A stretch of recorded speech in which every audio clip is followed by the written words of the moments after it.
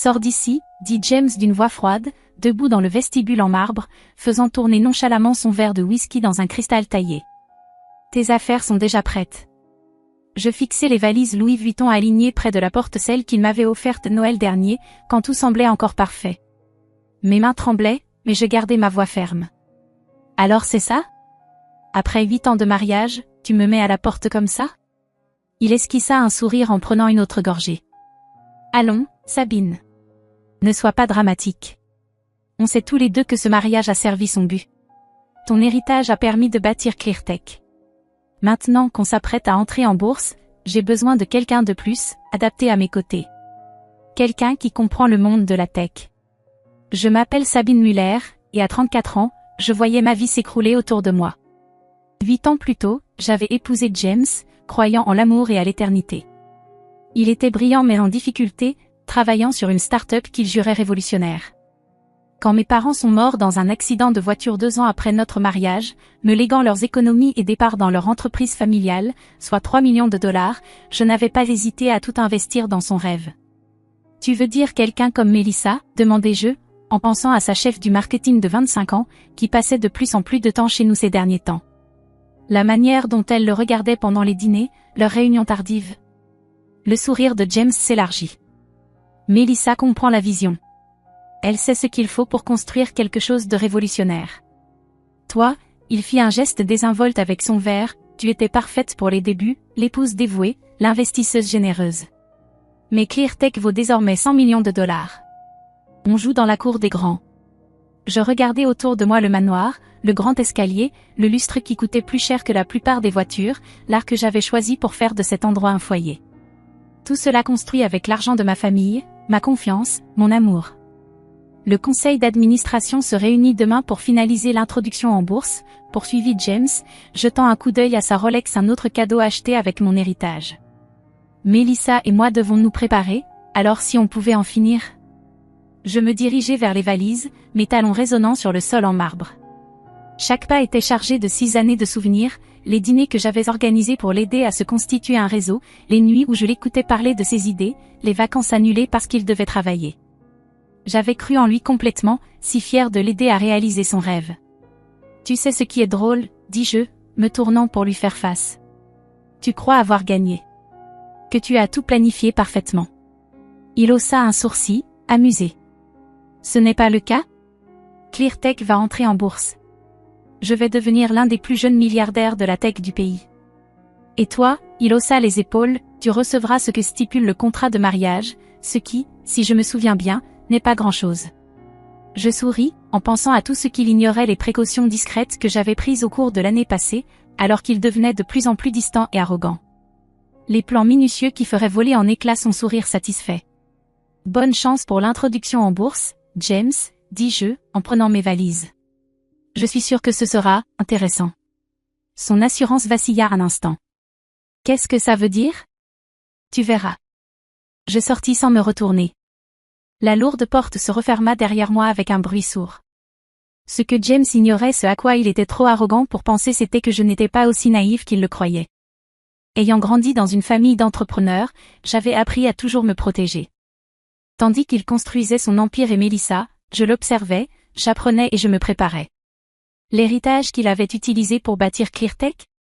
J'avais tous les documents nécessaires, datés, notariés et soigneusement conservés par mon avocat. Les premiers contrats de l'entreprise?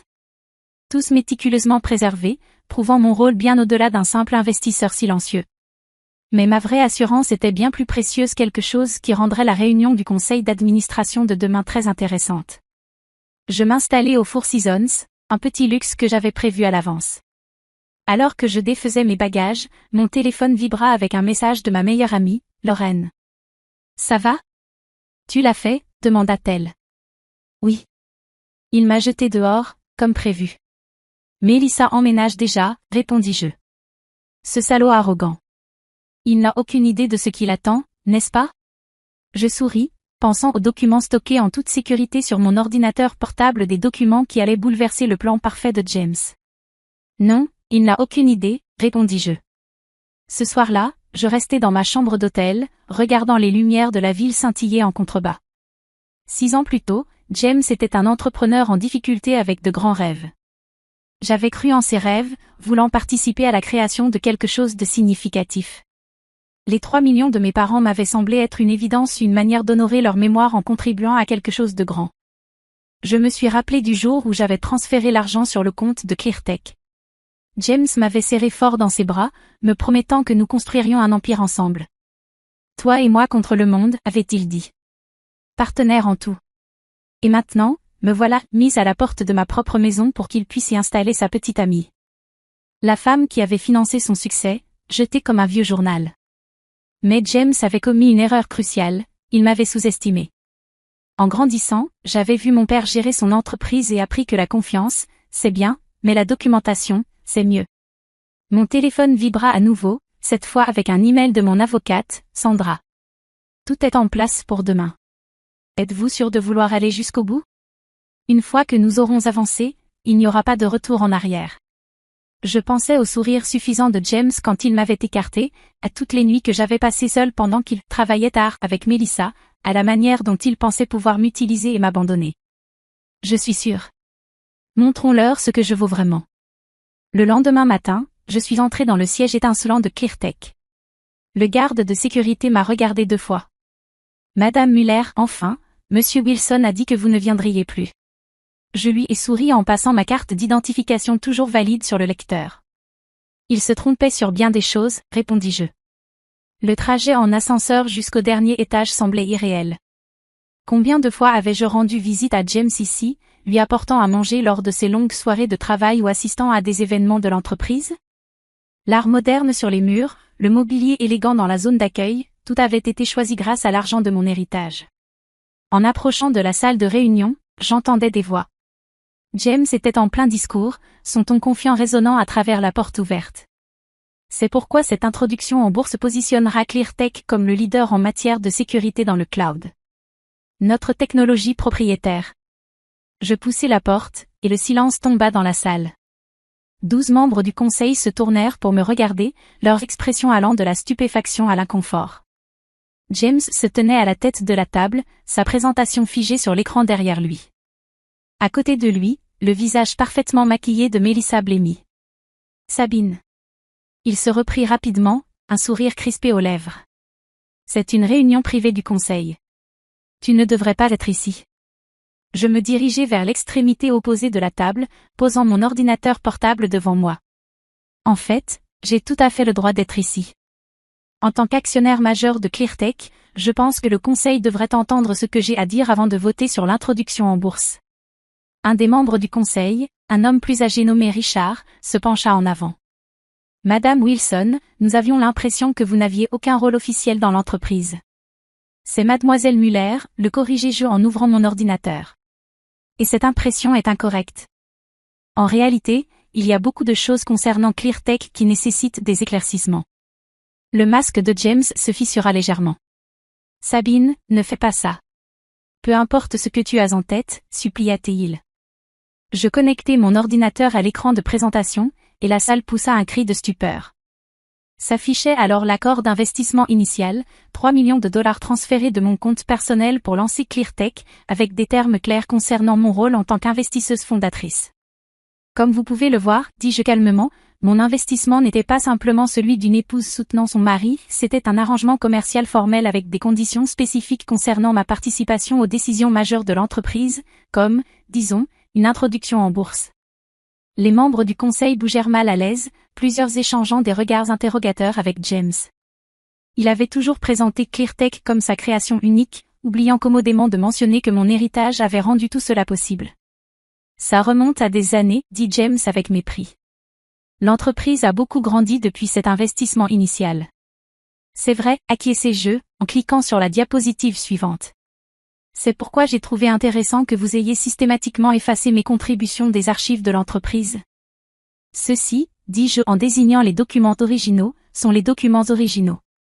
Et ceux-ci, ajoutai-je en divisant l'écran pour afficher les versions modifiées, sont ceux que vous avez soumis à la SEC pour l'introduction en bourse. La pièce s'emplit de murmures.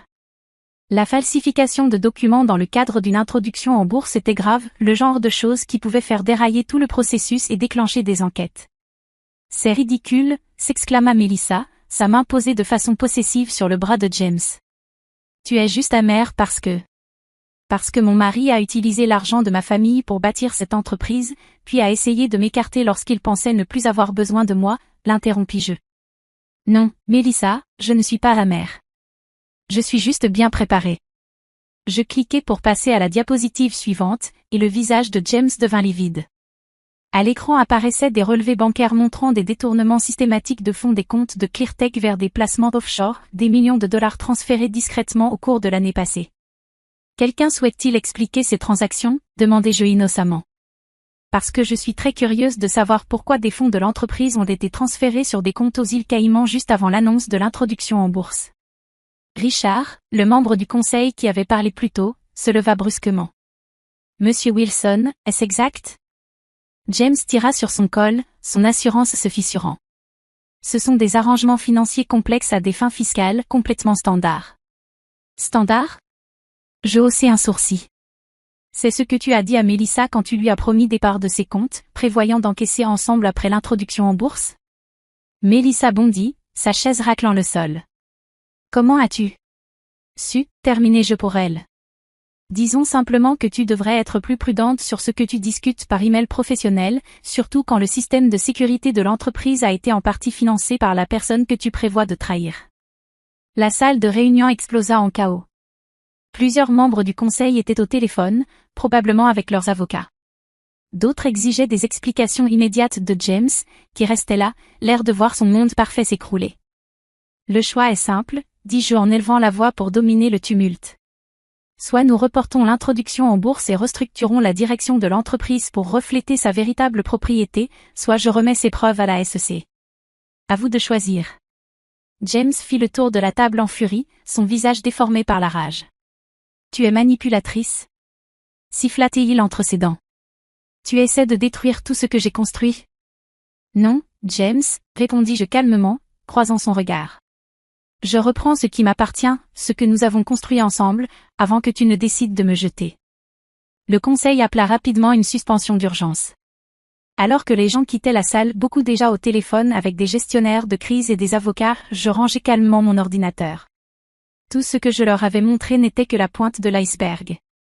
J'avais plus de preuves, plus de documents démontrant les tromperies de James, soigneusement sauvegardés et prêts à être utilisés si nécessaire. Richard, le membre senior du conseil, s'approcha de moi alors que je me levais pour partir. Madame Muller, je pense que nous devrions avoir une conversation plus approfondie sur votre rôle chez ClearTech, peut-être autour d'un déjeuner? Je souris, passant mon sac sur mon épaule. Avec plaisir. J'ai beaucoup d'idées pour l'avenir de l'entreprise. En sortant, j'aperçus James et Melissa en pleine discussion animée, leur plan parfait s'effondrant autour d'eux.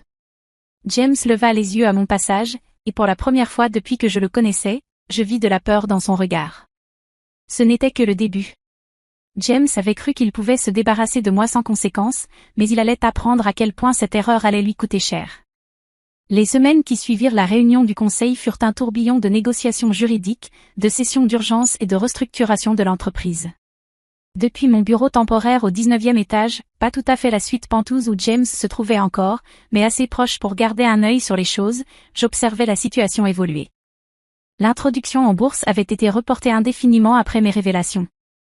Le conseil ne prenait aucun risque, il avait engagé des auditeurs indépendants pour examiner chaque transaction, chaque document, chaque décision prise au cours des 6 dernières années. Ce qu'ils découvrirent rendait mes preuves presque insignifiantes en comparaison. Ils ont découvert au moins 12 millions de dollars en transactions douteuses, m'annonça Sandra, mon avocate, un matin, alors que nous examinions les derniers résultats. James ne comptait pas seulement encaisser avec Melissa, il mettait en place une structure parallèle. Il voulait utiliser l'argent de l'introduction en bourse pour repartir à zéro, laissant ClearTech comme une coquille vide. Je sirotais mon café en regardant la ligne d'horizon de la ville. Et Melissa? Des nouvelles de son équipe juridique? Sandra esquissa un sourire. Elle chante comme un oiseau. Elle a tout remis, email, texto, conversation enregistrée. Apparemment, sa loyauté envers James n'est plus aussi forte maintenant que son plan parfait est en ruine. Je n'étais pas surprise. Melissa avait toujours été ambitieuse, mais sa loyauté ne s'étendait qu'à ses propres intérêts. Une fois qu'elle avait compris que James ne pouvait plus lui offrir l'avenir doré qu'il lui avait promis, elle avait rapidement changé de camp.